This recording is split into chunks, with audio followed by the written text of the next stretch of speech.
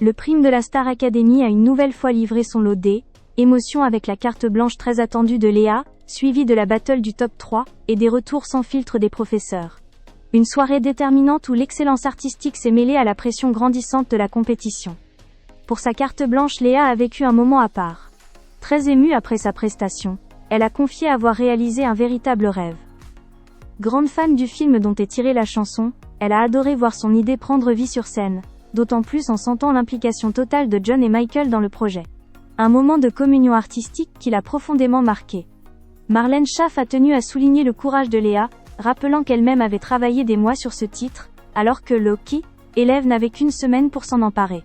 Un défi immense, relevé avec beaucoup d'élégance. Mathieu Gonnet a salué une prestation quasi parfaite sur le plan artistique. Il a insisté sur la difficulté de l'ouverture du morceau, tout en soulignant l'élégance constante de Léa du début à la fin. Vocalement, il a apprécié le lâcher-prise de la candidate. Un vrai progrès selon lui. En revanche, il a pointé un axe de travail important. Lorsqu'elle monte dans les aigus, Léa a parfois tendance à aller trop haut inutilement. Une énergie qu'il faudra apprendre à canaliser. Marlène a partagé ce constat, ajoutant que la tonalité était peut-être légèrement trop élevée pour elle. Selon la professeure, Léa compense souvent en attaquant ses notes avec de la saturation, ce qui lui donne de la force, mais peut parfois la mettre en difficulté dans les aigus. La soirée s'est ensuite poursuivie avec la battle du top 3, un moment particulièrement stressant pour les élèves. Mathieu Gonnet s'est adressé à Anouk en lui faisant remarquer une habitude récurrente. Lorsqu'elle débute une chanson, elle attaque souvent les notes légèrement en dessous.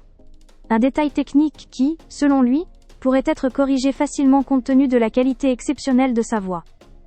Marlène, de son côté, a expliqué lui avoir donné sa voix grâce à son placement vocal qu'elle a jugé très juste sur cette chanson. Anouk a reconnu ressentir encore une certaine fragilité, mais elle se dit déterminée à travailler pour progresser et offrir de meilleures prestations à l'avenir. Léa, elle aussi dans le top 3, s'est montrée très dure envers elle-même. Elle a avoué s'en vouloir énormément, reconnaissant ne pas avoir suffisamment révisé la chanson de la battle. Marlène a immédiatement tenu à la rassurer, expliquant qu'elle ne lui en voulait absolument pas. Elle a même eu l'impression que Léa était en fou rire intérieur. Tant de l'énergie semblait légère malgré la pression. La professeure a rappelé que cette chanson faisait partie d'un large ensemble de titres à préparer en cas d'accès au top 3, et a estimé que Léa s'en était finalement très bien sortie. Mathieu Gonnet a souligné la singularité de Léa, capable d'aller chercher des couleurs vocales différentes à chaque chanson. Il a néanmoins été très clair. À ce stade de la compétition, il n'est plus possible de prendre le risque de ne pas assez travailler certaines prestations, surtout avec l'objectif de la finale en ligne de mire. Enfin, Ambre a été désignée coup de cœur des élèves pour l'ensemble de ses prestations du prime. Très lucide, elle a expliqué être sentie extrêmement tendue, notamment dans sa main, signe évident du stress. Elle a reconnu devoir travailler sur son visage, parfois trop fermé.